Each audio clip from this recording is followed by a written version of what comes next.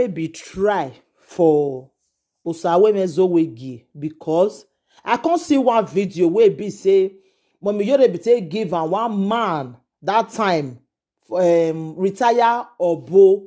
My darling people. Hello everyone, welcome back to my YouTube channel. If you never subscribe, I beg go subscribe because you go to hear many ogbonge news wey dey come out for here. Thank you and God bless you. My darling people, I go put you get one video when I see just now wey be say Mommy Iyore take hook Osawemezowegi up with a retire Obo. Most of una go don hear that news that time. I go still put the video more and see am because the way he content dey do like say maybe na only him one now na he help Mommy Iyore, but Mommy Iyore still help am. He be give am man because you know wetin dey make body dey pepper Osawemezowegi sometimes be say I dey look and see na because say she never see girls man. You know say when somebody too tey for reality, e too tey, e no quick find man for himself. That age don pass, e can hard before you see another man. Na him make Mommy Iyore be give her retire Obo that time, but here me and that retire Obo be love am that man be dey wait for am. E get one time wey he say if the bottle don full he no fit wait again he no see Osawemezowegi I be think say he don go see the man before we come see one fake engagement where somebody go engage her at that time. So I go put the video more una see how Mommy Iyore be take try may give a man maybe settle down, but you know work out because he no go see the man and the guy be get document, but I not gonna know the reason why two of them not can see. I go put the video now more see my darling people. Thank you. I'm gonna leave on a comment so this one is my own opinion. Why make be measure. When I be na, when I be me swinguna ne. He go be swinguna no wetire. Yeah, if you am be ni stage na dey in my auto system my tiko don dey me atike dey be stage. Veni stage. Vi wele le benu wa ahia. Holiday aro ni ma. Try. Kware town phone de. Oni me ma de jaji o wa phone. Testimony Mommy Iyore we say is Italy now. Abi wa hon ele ma. Que se a deni me vivo. So when in Spain we travel. Wa vi we va no po era di Spain. When ni tana. Holiday we stand here no money va ni me. What do we start ba? Easter Friday, Saturday, Sunday, Monday, everybody now Tuesday we are. One man very oni. Wa kion le ba wo ga no ya viole le fridge. Kaka boje aso ni gwale wiwia. O sa we se o. Wa na ba wa de ticket yo to. Kaka bo.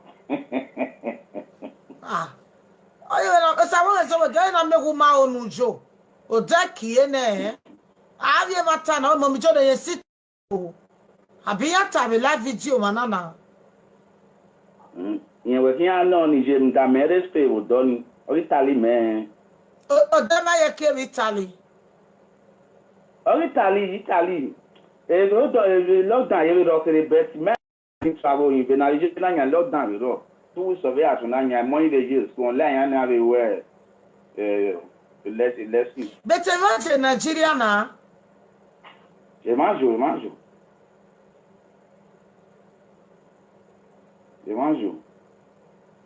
Imagine Nigeria. But if you me buy me give me testimony na. Oh, Mommy Iyore ye sit o. Abi wa hon whatever na. Idamero. La Easter na. E kana wa waje wa na do we o wa na do Easter. Ogo ni awagbon ni yo tole mo no di me yari passport minute. Do my TV well le gbere o. Ave start so no ga re kenu jodo we ni ago we ge. Arrange on me where this tanaku. If Mohammed cannot go to Matthew, Matthew will go to Mohammed. But we're tired. Where the best no, If Marty cannot go to Mohammed, Mohammed will go to Marty. Bẹ́ẹ̀ mi. Sisi ọma no te o ki ma ge ipa gbe bi ante. Wa do be tele mi ko do ge no be mi ki. Kakabo, emi ya wa po we imagine. My baby, na we mommy told I go to Spain last month. I will travel now. E pa we ate. Go me to wure ko so gbegbe. Me told me mama ne where Easter me mama Easter holiday anything. That you know Monday to Friday. So Friday ni na can ro holiday can ro. Saturday Sunday Monday holiday aye we ro. They me think pa was done be Monday we start. Like Wa do de la bi bata le won po be o wi tale. O do kun na. The o be re we le live video. Yes, I go come na. Lo repeat obo o re le we live video. Agbon ya be gugwa ifa wa ye wo popa. Wa de o do se di husband and wife food the lorry. Wa ifa gba wa do dey 1 week wa gba every day. Wa gba wa re live video. O ti aki o ge we hari no buy. Won Kakabo movie. Ka amana woni je mama na woni bi dinye me ne mama we nyere mi ame na ma we na o pegbe o e ko ma jeri eri me by now we our tradition when after that we fi the bottle fun ko bele vi na bele sa go me so we fi the bottle ve kwa o ga isobe derio e pa o ga re o ga isobe derio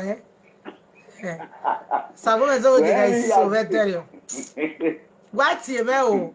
Why in a war, white TV? Kakabo, je. Kakabo, we may have to ready. I ask you now. Oh, again, I know ya so near anyway. I see me. Okay, no, it's most me. You do what you we are home. You see, I'm a gun je. I mean, I can't do no, you could do a lele papi. Oh, God, I know what we win now. Yeah, you graduate, you best not be in class 5. Oh, we go nowhere. God. They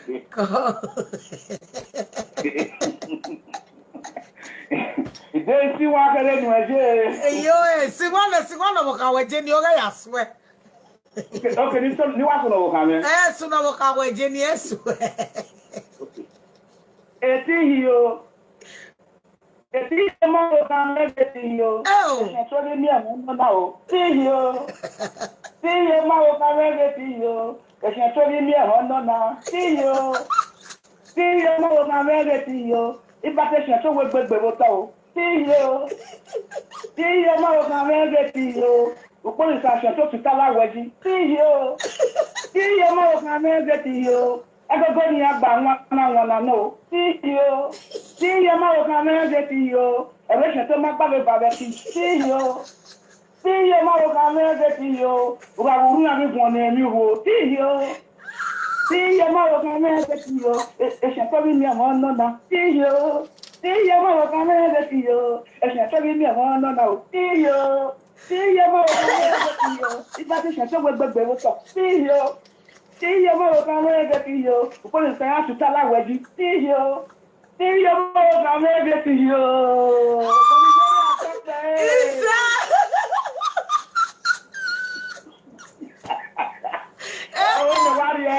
Ìbáṣẹ́ṣẹ́ tó wé gbégbé wó tán, ó pé lè tẹ́ á fi sára wẹ̀ yìí. Ẹ̀rẹ̀ á dé òun náà yóò wẹ́pẹ̀ tó rẹ̀ rá. Ilẹ̀ wá rí ẹ lẹ́ o, ẹ̀ṣẹ̀ tó rí ní àwọn ọ̀nà náà. Bí iyo, bí iyo, ṣé kí iyo, ẹ̀ṣẹ̀ tó rí ní àwọn ọ̀nà náà o. Bí iyo, bí iyo máa wọ bí iyo. Rí pẹ́ntì àbọ̀ ọ̀fù ẹ̀gbẹ́ ọwọ́ kan wá náà kú ẹ̀ sí ni ẹ̀.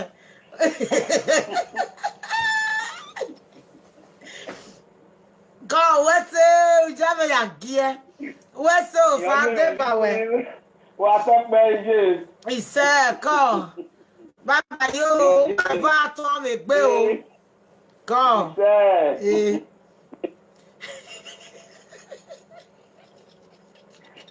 Hello, mo ye me atọpẹ. He said, ìwọ́n no so na wa la wa. Hello. Hello, mo Iyore atọpẹ. He said, oh. Over talk pay. He said, Yeah, mommy, I want to thank you for everything you have been doing. And today is my son's birthday, 2 years. I want you to pray for my son. your son already better in the name of Jesus.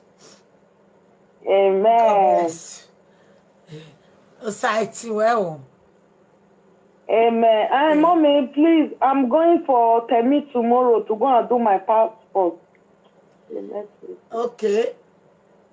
Go and do it. You are coming back with testimony, okay? Everything will be okay in the name of Jesus. God bless you.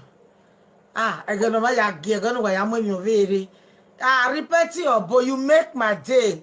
It's a talking me a walk, yeah, I walk away. No, we go where here we go. What with introduction, correct one. Go na where when we are David Star, look at the mione, where a mione, why do the leg walk but no necessary. When sides okay, where you join every job, whatever we live video. Oh, well, in the necklace you talk because I